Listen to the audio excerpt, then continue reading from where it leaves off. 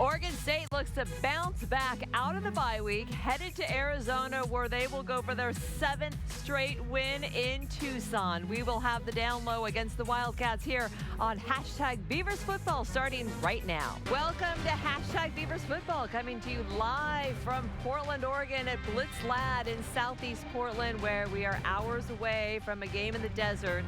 Little drizzly here in Portland tonight, but it's going to be nice and hot down in Tucson tomorrow for the Beavers in the 90s. And so glad to have you with us tonight to get ready for the game. I'm Katie Brown, along with Slade Norris and Nigel Burton.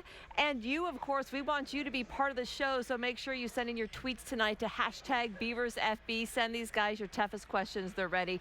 They have all the answers. Well, these two teams have something in common. They're both coming off losses to Stanford. We have to rewind a little bit further for the Beavers, going back 2 weeks before the bye week, 2 weeks ago actually, on the Friday night game, and it looked pretty good to start in that game. So when you think back to that Stanford game, what sticks with you now 2 weeks later? You know, I love seeing what our offense did. We really put up some points on a tough defense. Out of Stanford's 5 games, we put up the second most yards and points of any other team. So taking away from that game, Seth had a great game with a lot of responsibility on his shoulders. I'm going through and watching him progress each week. It's been real promising. Yeah, no doubt. I think, building a program is about steps. It's pretty rare. If you go from, a 4-win season, all of a sudden, 9, 10 wins, that means whoever was there before was an idiot. and Mike Riley is not an idiot. And so, it's about steps that they have to take. And this was a step. They got a chance to play a Pac-12 elite team, played well, really well for a half. And, it was a confidence builder for Seth. I mean, Seth ends up coming out of the game 20 of 36, 275, 2 touchdowns. For him to be able to do that against one of the best defenses in the Pac-12 is huge for his confidence. And then with our defense, it's to be expected to get worn down in the second half like they did. They were thin at D-line going in. They're playing a tough physical game. You got to expect that they're going to give up some yards. Yeah. But this week they've got to finish. Well, you take the building blocks from that, of course, going into the bye week. Then it was a transition time this bye week, coming from them playing these power teams to start, the Michigan, Stanford, coming straight at them, to now transitioning to more of the spread offense and the quicker offense. That the defense is going to see a different look now headed to Arizona. And so this week, Coach Anderson talked about the change through the bye week, focusing on the defense. Because of the physicality and the way that we handled things up front against those big physical teams, it was very hard for us to sit back and say, well, what do you want to call? It's nice to be able to say, let's line up in this. And I feel like we have the opportunity to be able to do that in the spread stuff. And I think Kalani and his staff feel the same way. So that's been a great foundation that we've tried to set in the last week and a half here of practice, or the last week, I suppose, of practice we've had, and we'll continue to do that as we move forward. Now the challenge is for the kids to just completely feel good that way and then take the next step into whatever that may be, whether it's a pressure or another type of a zone or playing some man coverages. You have to have change up against a team like this. If you just sit there on one thing, you're going to get picked apart, and you'll give up 600 yards and probably 50 points. And our first tweet of the night comes from Steven, who asked, what is the biggest area of need the Beavers needed to address in the bye week? Again, send your questions into #BeaversFB. Biggest need, what do you think a lot of the work went into or should have gone into? For me, there was, 2 things I'm going to say. Number 1, run fits. And number 2, special teams mistakes. I mean, they got to clean up that special teams area, because that really, really hurt us the last couple of games. Well, I'll give you 4, and I'll do the caveat. I'll definitely agree with the run defense. I think the first thing you talk about is finishing. Shoot, when I was a head coach, we had finish written all over everything, because that is an issue for them right now, especially with such a young football team. I think Seth Collins has got to continue to develop as a quarterback. We talked about the run defense. And then I think really the final thing for me is the thing that I like to do when we were in bye weeks was we would prepare as if we had a game on Saturday. And then when Saturday rolled around, we would tell the kids, hey, go have a barbecue, go hang out with your friends, all those things. But when Arizona plays Stanford, we want you to watch that game and go through everything that we've prepared you for. Can you call the plays that are coming? Can you anticipate the defenses? Seth, can you recognize what defense they're going to be in pre-snap? So they're basically playing the game mentally so that when the game goes around the second week, it's as if they've already played the football game. And so that was a little technique we used, and we were pretty successful coming out of buys. Are there any advantages from a coaching standpoint, say for the Beavers, when you just played Stanford and then they play Arizona that next week when you have a bye, you're watching them and it's so fresh from the team you just played? Is there anything extra that you draw on there, or no? You know, it would probably be better if they were playing against a team that was similar to them, which Stanford compared to Oregon State really isn't that. They both run a 3-4, but they run different styles of 3-4 defense, and so to a degree they might be able to see some things, but it would have been much better had defensively Arizona played Utah. Or had Arizona, when they were watching film, had they defensively, when they're studying, they're playing Oregon, so they could see some similarities offensively and defensively. Physically, though, I'm glad we're playing them after Stanford. We talked about the whole body blow theory on Talking Beavs earlier this week, and when you come out of a game like that, when you aren't just, outclassed maybe with Oregon speed, losing big to a team like Oregon, but you're just physically beaten down throughout the game and sort of mentally broken by the end. I like facing a team after that because they have to go through and kind of rebuild the pieces that they lost throughout the week. Yeah, well, it's better than playing Michigan again. All right, well, we are just getting started on #Beavers football coming up later on in the show. These two guys will give you their keys to the game at Arizona tomorrow. But coming up next, we take a look at Rich Rodriguez and the zone read offense. And, of course, he is so famous for. Glad you're with us as we get warmed up for the Arizona game tomorrow for Oregon State. But later on in the show, we'll be talking about Mike Riley and his start in Nebraska.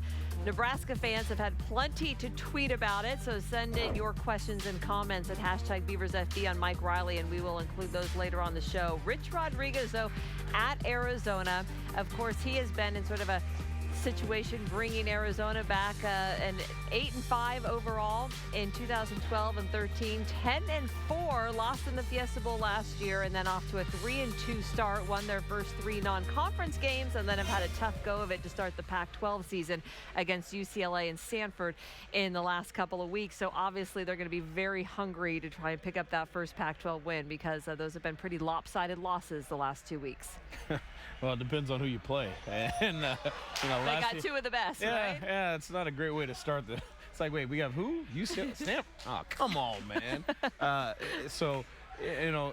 And looking at this Beaver game, I'm sure some of their fans are like, oh, yeah, great. You get the Beavs, they're young. I guarantee their staff is watching film of the Beavs, and the fact that, Oregon State having won the last 6 in a row down in Tucson, they are losing sleep.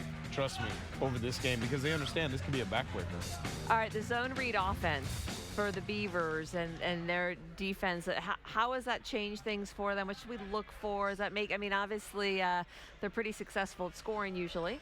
Defensively, it really opens them up. They can make the play calls they want to call. They're not forced to get in that 4-man front. It really gives them the opportunity to play the defense they have meant to play. Right, yeah, and nothing's going to surprise them. It's not like when we were running the pro-style offense when we were at Oregon State playing against a spread, and we basically had to teach the guys another language. Now, having seen, they see this offense every day in practice, it's not going to be anything that's like speaking Chinese to them. The one thing that's going to be a little interesting is how they match up, because the beauty of the spread is how it creates one-on-one matchups. And one-on-one matchup-wise, if you're just going athlete for athlete, not sure how the Beavs stack up. So they're going to, gang tackling, swarming, trying to create some confusion, getting pressure on it. Those are going to be huge things for the Beavers defensively. What about the speed of the game? The speed of the game they should be used to, because everybody, they're practicing fast now. That's something that they do in their own practices. The things that I want them to do is just for defense, hold them to field goals. That's all you have to do with this team, because they can't stop people. So turnovers and field goals, and you're going to win the game. Yeah. He said turnovers. Turnovers. Hey, he's paying attention this time. Nice job. Always a key. Against UCLA, they turned it over, 3 times in the first half? That usually sets a team up pretty well. All right, let's go to a tweet now. Coming in from Mike, who says, what Pac-12 coach is the biggest and the smallest bang for the buck? They all make pretty good money these days, that's for sure. If we take a look at the salaries there, Chris Peterson's on top. Earned it last night against USC, $3.4 million. Rich Rodriguez, number 3 on that list, just under, 3.24. Who's counting dollars at that point, right? And Gary Anderson down at number 8. $2.45 million. So any names on there that surprise you, where they are in position, or it's a lot of money, right? All the way, any way you slice it. Yeah, I'm still trying to pick my job off the floor. I'd be happy with any of that. Why did I step out of coaching again? I got to tell you, though, with Rich Rod making that 3.2, I mean, his last season, 8-5, 8-5, 10-4, they finally made that jump. Being paid a salary like that in the Pac-12, he needs to continue that success. He can't have a fallback year like he's having this year. I mean, when you look at that list, what it really comes down to is how important is football at their particular university, and what's the fan base? So when you see in Oregon State, yeah, it's 8th, but when you look at how big the fan base is and all the resources that are there, that's a big investment. You're actually investing a lot more than say an Arizona State. Yeah. That where Todd Graham's in 5th or 6th, and their resources are so much greater. Look at a percentage base. Population-wise, the size of the school, all those different things. So football is important at Oregon State, and they're investing in it. And in my mind, Gary Anderson's staff's one of the top 3 in the conference, and he'll prove it over the course of the next. Well, one of the things that's happened the last couple of weeks, by the bye, is they've landed a couple of early commits. From, well, I mean, why are you laughing? Because I've sat in those rooms, and I've had plenty of kids say yes, and then come signing day, it's like, well, I'm sorry, what? Or Monday, excuse me, sir, why is Johnny not answering his phone? So you don't think Coach was one of the top recruiters we had there, too. I was pretty good at it. It's one of those things that it's cool when they say yes that early. It's also the scariest thing on the planet when they say yes that early, because you draw that much more attention. And then there's those schools that go, you know what? The SCs, the UCLAs that go, all right, so what that means is we're going to go after these other kids. And then if the last week we don't get who we want, these are the guys we start picking off, the guys who are committed to Oregon State, the guys committed to Washington State, the guys committed to Fresno State. So you almost kind of want those guys to say yes, but keep it off Twitter and keep your mouth shut, and we'll see you on signing day.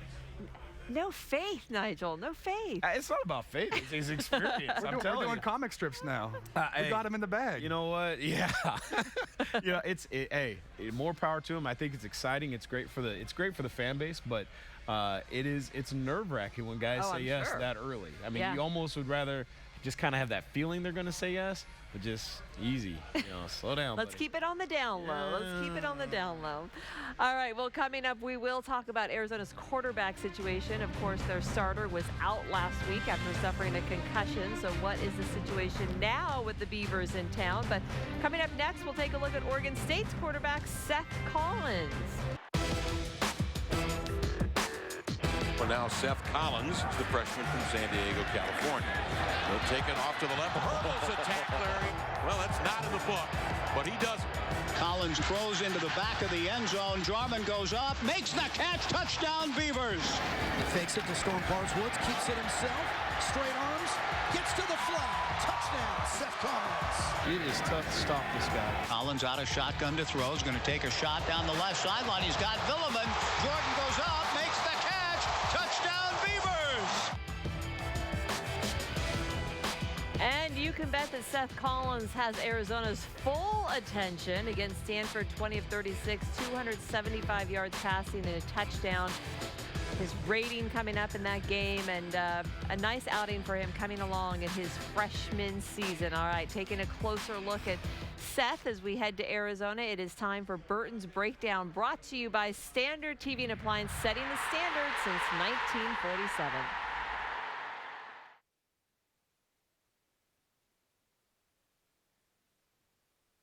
Baldwin is doing an amazing job with a guy who really wasn't very polished as a passer and is really recruited to play a lot of different positions coming out of high school. So let's take a look at the InFocus Mondo Pad collaboration that works to see what we're talking about. Against Stanford, and I'm going to play this play all the way through because it looks very simple. It looks like a quick play action, slant, da-da-da, right? I saw this in high school, right? No big deal. But this is something you would not have seen out of Seth in fall camp. When you take a look at the play again, and you really break it down, the amount of things that happen in a very small amount of time is pretty amazing. What happens is he goes to his play fake, and as soon as he's done with the play fake, he has to set his feet quickly and get that ball up by his ear and out of his hand in time to keep Blake Martinez from converging on the play and picking it off underneath. But still, he's got a closing safety and a corner in cover 3. The final piece of the puzzle is he hits Guyton in stride, so that he ends up being able to run with the ball and get a 23-yard gain, trying to get a score in before the second half ends. This was a critical play for the Beavs, and the biggest thing that I liked was it showed his development as a passer. It looks simple, but in order to finish that play fake, set your feet, get the ball out, with all that traffic happening, is a huge step for that young man, and Dave Baldwin's doing a great job with him. I love you were saying that about the footwork. With Colin Kaepernick right now, they're going through and they're killing him on his footwork, saying he's really inaccurate, and they're blaming that also. Seeing that this is his first year, it's a focus of his. He's an athlete like Colin, but it's nice to see that his footwork's doing well. Yeah. And you take some of the decision-making away from him. On that play, there's no stepping up in the pocket. There's no trying to go through reads. It's literally, hey, this is where you throw the football. Here's what has to happen with your footwork. Get it out. And he's listening, and it's paying dividends for him. Well, Nigel, of course, was talking about Dave Baldwin and the job he is doing developing Seth Collins. And, well, Coach Baldwin had this to say about his quarterback this week. Well, Seth is prepared all week for different looks, and we will put him into the packages that will make him successful. And if he can execute the zone reads and throw the ball on time, then who cares what they do. How much playing like Michigan defense or Stanford defense early just now do you think helped you be ready? You know, I think Michigan's defense was really good, and so was Stanford's. But again, when you go back, I think we beat ourselves in those opportunities, especially in that third quarter against Stanford. You go back to the fourth quarter, I think we performed well. So we've gotten better. It's never the opponent. The opponent is, these are Pac-12 players. They have great personnel. It's us. I think we've gotten better the last 2 weeks, and if that's who we are and we can continue to get better, we're going to be explosive. What do you see in their style of defense and their weaknesses and their pros? Well, we see that defense every day against our own defense. They don't necessarily call it a 3-3-5, but it's the same type of structure. So, whatever they want to call it is fine. We have to be able to run the football. We've got to be able to put our two tight ends on the game at times and match up against smaller linebackers and run the football. And if we can do that, then they're going to have to gamble and blitz against us, and that's what we want. And this tweet from Saul Bookman coming in. Arizona number 11 rushing defense in the Pac-12. How can the Beavers have success in the run game? That is Arizona's Achilles heel, of course, in the last couple of weeks. Again, good teams, but UCLA and Stanford have pretty much had their way in the running game. They have their way with a lot of people. I mean, you're talking about Stanford, which has built their program on two-back, pounding you and into submission. You're also talking about UCLA has the Pac-12's leading returning rusher in Paul Perkins. And so some of it is who you're playing, not to mention the fact they played Nevada, who developed the pistol offense, which is now being run by 95% of colleges, and I think 75% of the NFL now run some version of the pistol, which all started there, and they didn't change the system when Coach Alt left. So, some of it's who you play, but it's also the system. I mean, the 3-3-5 defense is not designed to take away the run. It's designed to take away the pass. It's designed to be able to blitz. It's designed to hold the spread together and defend the spread. So when they play these teams that don't do that, they really, we made the comment on the Pac-12 network, they're effectively saying, okay, this one's going to be an L, or we better score 60, because this is just not what we're designed to do. And they paid for it the last couple of weeks. 667 yards in the last 2 weeks rushing. And 111 points. That's a lot. That's a lot. That's a big L right there. I mean, can they come back from that? My question to you, though, if they have Scooby Wright, does that change at all? It's kind of the Cam Chancellor factor, right? As much as Cam Chancellor makes tackles, and as much as he, makes plays like punching the ball out on the goal line and against Megatron and all that stuff, it's also his leadership. It's also the fact that he kind of brings it all together and creates a trust factor that they're sorely lacking. The guy who really stirs the drink there that nobody talks about is Derek Turi. He's the guy that allows Scooby to be able to move around and let Scooby be Scooby, because Derek always has it, from Oregon, right? He's the guy who always kind of covers him up. And with both of them being out, it has been, it's been a cluster for them. And so them getting those two back will change things significantly. They're just not going to get them back this week. Thank goodness for the Beavs. Yeah. And we had a graphic on a little bit earlier about the teams running against Arizona. They, of course, have more rushing attempts against them than any other team in the Pac-12. So, of course, we have a guy who had a career game against Arizona when he was a freshman a couple years ago. Storm had a fantastic game against them. 161 yards. Yeah, so again, obviously that's going to be a big key. He's been playing pretty well the last couple of weeks, that they're going to have to, get that going early. My idea going in, just like the other teams they played against, run until it stops working. I mean, why go to the pass game if you don't have to? That's why they're leading the Pac-12 in rush attempts against.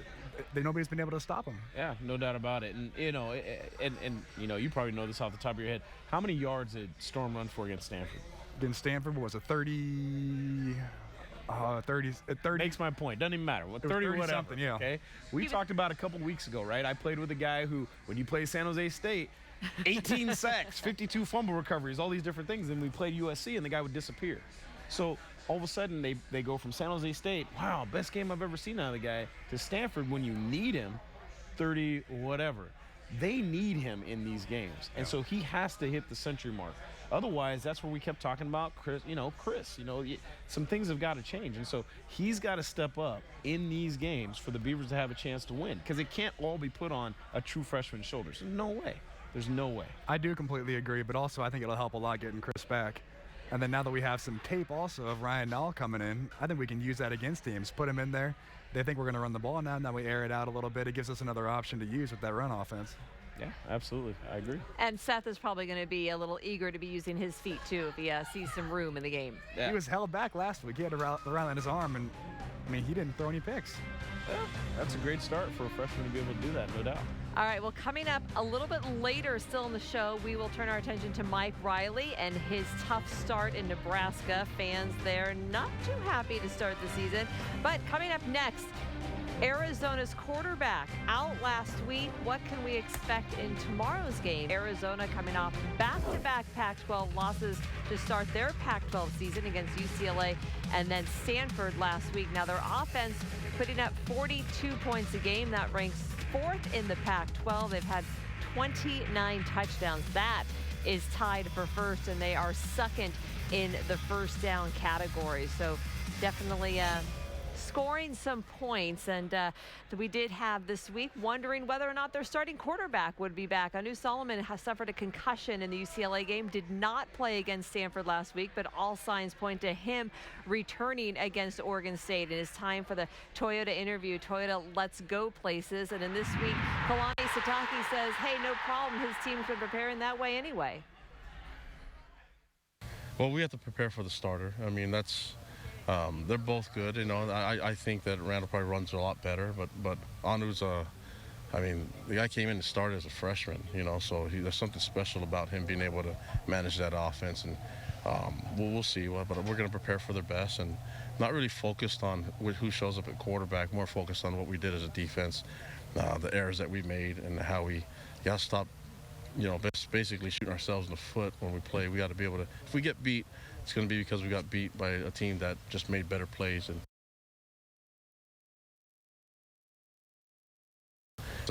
against Stanford, my goal as a defensive coordinator is always try to make them not rely on their best plays.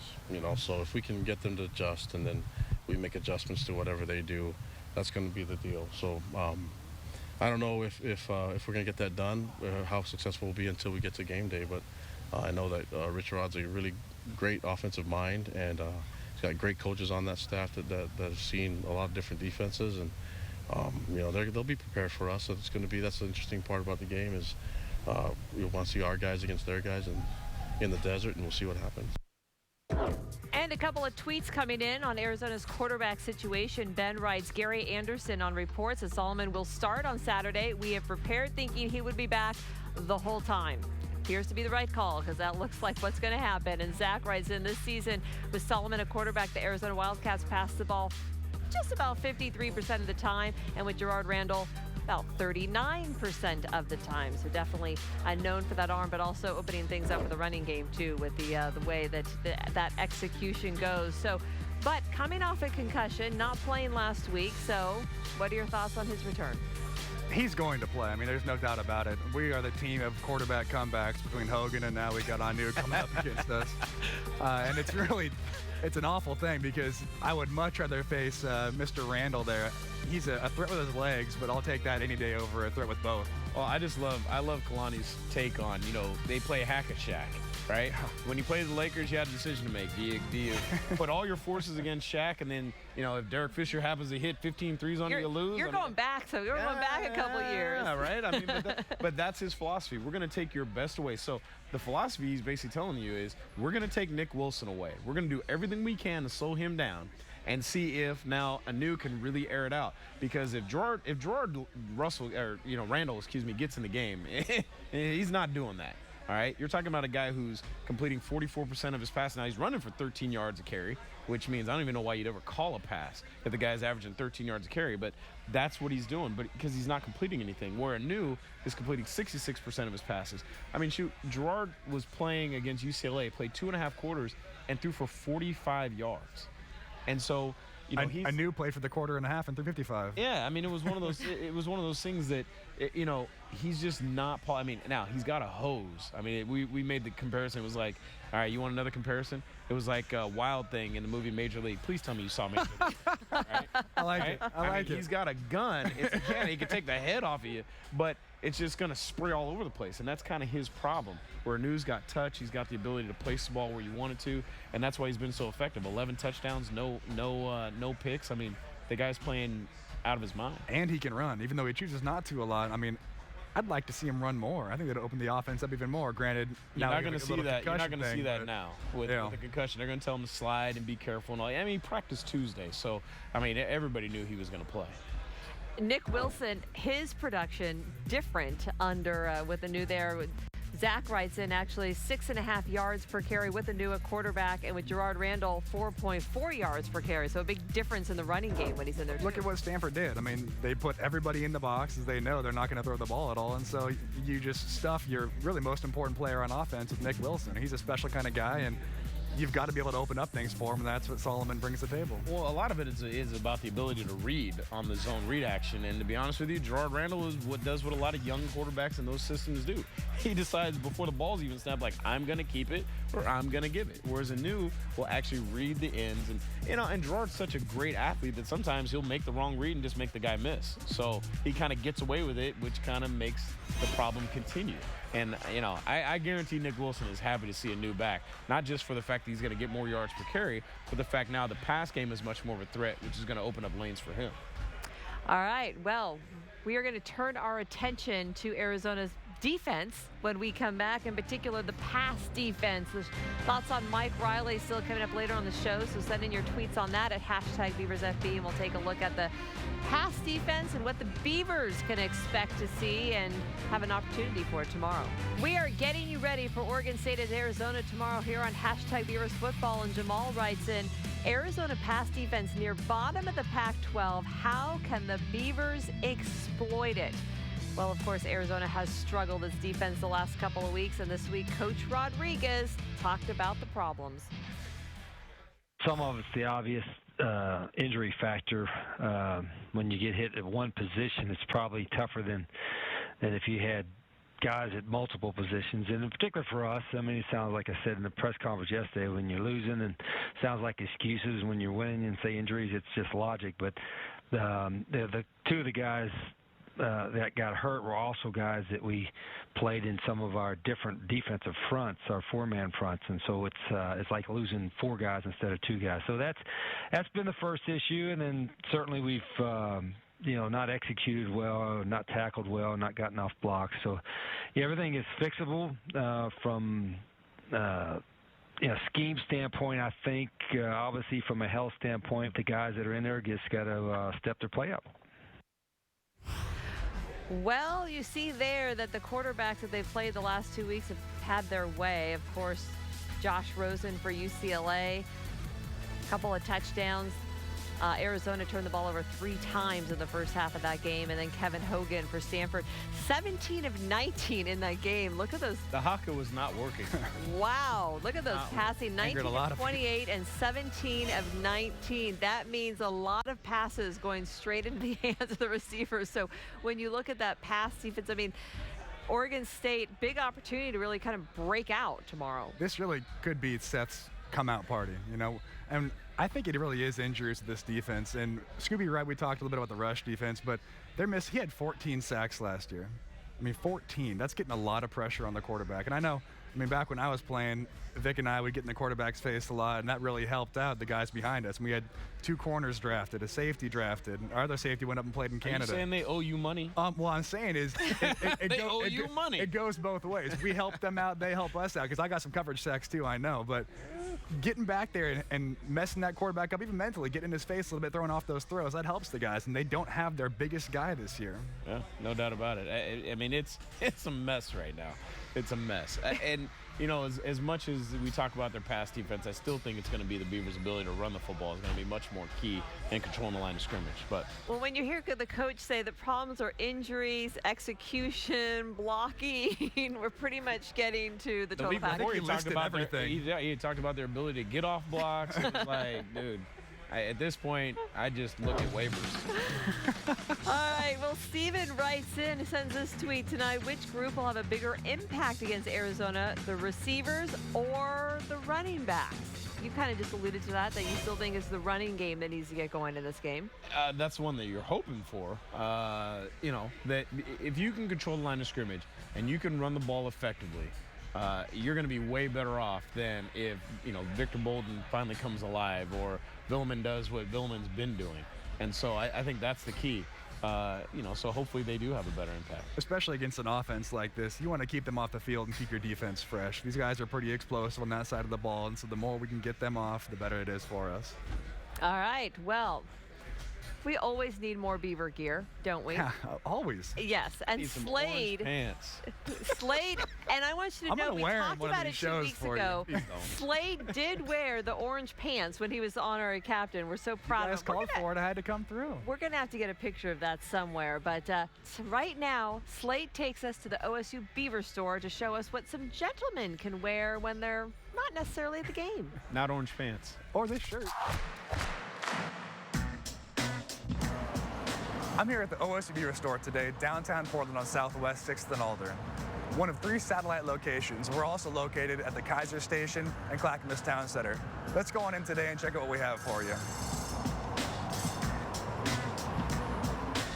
We're going to focus on everyday Beaver wear today. And guys, they have everything you need. Whether you're on your way to the game, going to the golf course, spending the day at the office, they have the clothes for you. We got outerwear, we got fancy, bow ties if you want to dress up for the occasion. Take a look at everything. We got dress shirts, it's a little more outerwear, and then on the golf course, polos. I wear these guys. They feel great, you look great, you play great. OSU Beaver Store, fans start here. Great to have you with us on this Friday night. Oh, we had this a couple weeks ago. Here is Slade brought this on. I like the beard. I want to know who made this graphic, because Payback is a you-know-what. Who made the graphic? Give me a couple weeks, I'll get the beard like that.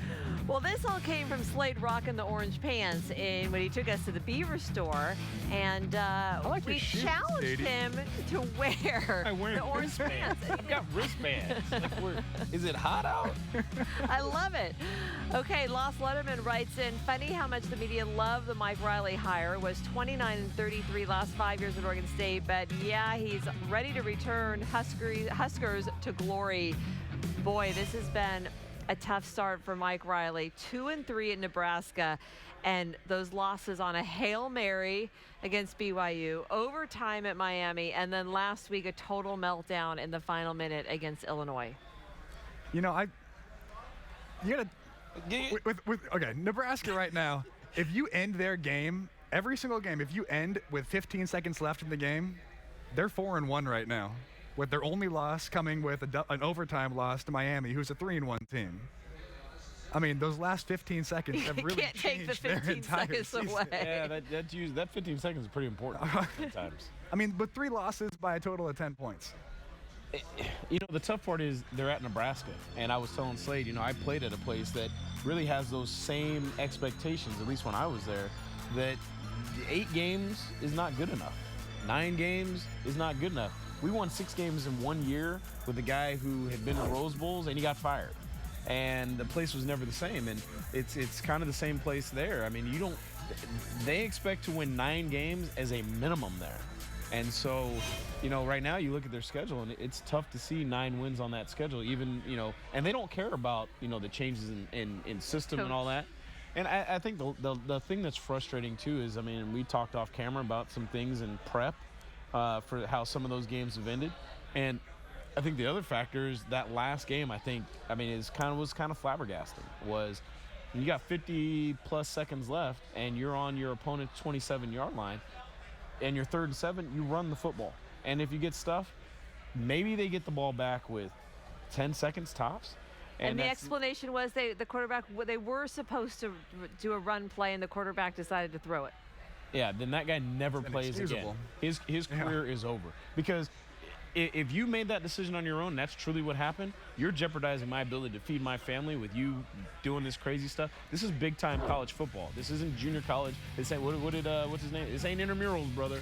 So at that point, you're done, and we're going to the next guy. Because if I can't trust you to do some simple thing like that, I'm done with you. The Hail Mary thing's terrible to see. You know what? Let's look at the schedule. Wisconsin coming up tomorrow. Wisconsin. That's a tough game. I mean, Wisconsin went through. They played Alabama, lost Alabama. Their other losses to Iowa, who's an undefeated team right now. And they outplayed Iowa. They outplayed did. Iowa significantly. So that one's a tough one. Going to Minnesota, everybody has a hard time at Minnesota. Northwestern is probably the dark horse of the year. Michigan State's ranked number 2 in the country, and Iowa's undefeated. They have 3 5-0 teams right now still on the schedule. It's a tough one. Rutgers and Purdue are the really only ones you can say, yeah, that's probably going to be a win. Probably. That's tough. Going back, though, I mean, with the Hail Mary, that's somewhat excusable. It still happens in the NFL. Look at Thursday. I'm gonna look over here. Jalen Strong's first touchdown pass, Hail Mary. It still happens even at the professional level, but what happened last game is not excusable, nor is it to give up so many fourth-quarter points the last 2 games. They've given up 21 points and 14 points in the last 2 games in the fourth quarter. You know, the expectation is different at that place. And to be honest with you, this is kind of what Mike asked for. Yep, and so, short leash. This is the deal there. Well, we can say this. We did see him on more than one occasion when Mike was at Oregon State. There were times where the team stumbled out to a not-so-great start and sort of managed to pull it back together. But where was that at? Oregon State. Where's he now? Nebraska. They don't deal with 2 and 3. Nigel, I'm trying to see the glass half full. I'm trying to write at least hope for a happy ending here. We wish him the best against Wisconsin. He'll be fine. It's a tough situation. This year he'll be fine. There's no way after 1 year, but get his own guys in there. You know, they'll after give you that, 2, and that's about it. That's about it. All right, still to come on #Beavers Football. It is time for Keys to the Game from Slade and Nigel. What do the Beavers need to do to win for a 7th straight time at Arizona? Well, the Beavers have not lost at Arizona this century. They don't want to make that start tomorrow. 1 o'clock game at the Wildcats in their house. Oregon State going for a 7th straight win in the desert. Going to be a hot day, expected to be in the low to mid 90s. Very sunny. Kalani Sitake said he'd love to play in a hurricane. He likes wet weather. Mix it up. Not happening down there. They have gonna find any water down there. They have the opposite of that. And before these guys give their keys to a Beaver win, we let the fans have their say. So we have a tweet in tonight for a key to the win from Alex Beasley to figure out how to stop Arizona's spread offense. That would help, right? A lot of people that would do it. That would do it. We can't stop this spread, though. The next few weeks are going to be pretty tough. That's all we're facing now. The start of a string of spread offenses. All right, Nigel, what are your 3 keys to a win? Well, I'm always going to start off with the most important stat in college football, which is Slade. I got it. It's turnovers this time. Turnovers. I'm here for you, Coach. Yeah, 3rd time. I'm listening. Finally got it. So you got to get B +2. Now, I said against Michigan, against Stanford, +3 because those teams were truly that much more talented than the Beavers. I think +2 actually will get the job done down in the desert. I think the next thing is the offense has got to stay out of those 3rd and long situations, those obvious pass downs by running the football. Create that indecision of 3rd and 3, 3rd and 4. Are we going to run it? Are we going to pass it?